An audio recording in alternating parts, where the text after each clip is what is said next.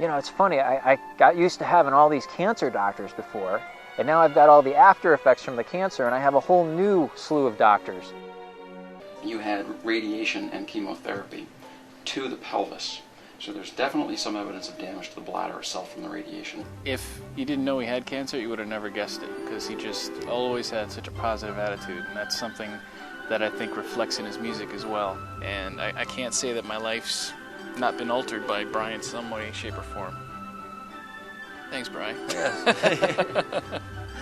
Man, all those frustration guitar throwing sessions are my fault, I'm sure. Yeah.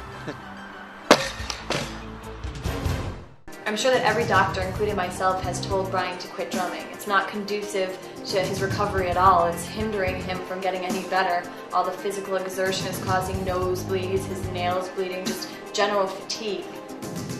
Yeah, you really have to stop playing the drums. That's not going to happen unless, you know, I was on my deathbed or something. If I did that, I'd lose all my heart, and that's really what makes you get through something like this. And I love to drum, and I love to do music, and there's just no way I'm going to get out of that, because then what else would I live for?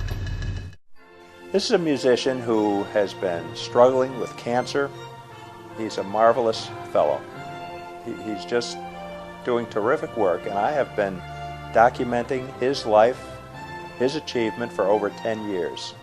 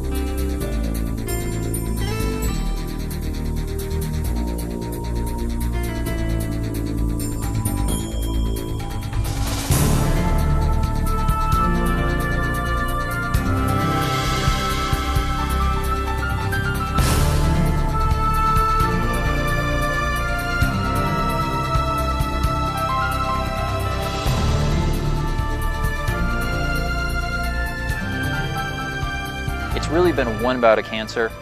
It never went away completely, but I've had 4 flare-ups, I call them. The first time it was the stomach area. The second time it was the pelvis area where it metastasized. The third time it was in the neck area. I'm not sure how to approach Brian's prognosis exactly. He's beat the odds so many times, but the outlook is not good. The 4th bout, as I call it, is more or less dealing with the after effects of the radiation and chemotherapy. Everyone has cancer in them. You just need a key to unlock it. Everybody in their system has lymph glands, which basically fights any disease you get. What happens with this type of cancer is the non-Hodgkin's lymphoma attacks the lymph system, and they start to swell and they don't work very well. As a matter of fact, I had quite a large tumor on my pelvis area. So the radiation came into play for the tumor. They bring you into, it looks like an X-ray type machine. You don't feel a thing.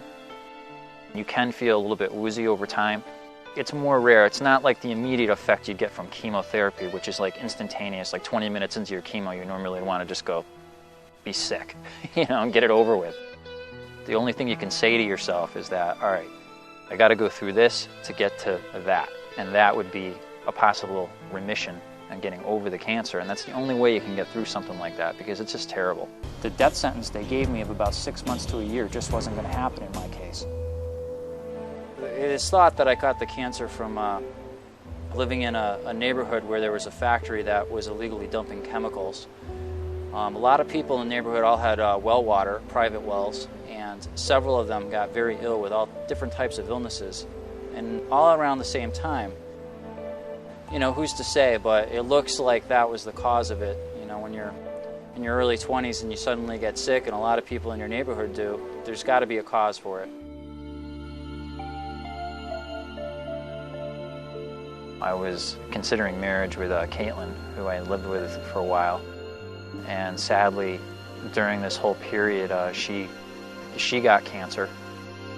Went through about a year battle with it and then passed on. You know, the symptoms when I first got it, I just didn't feel right, and the doctors estimated that I maybe walked around with it for about a year not knowing what I had.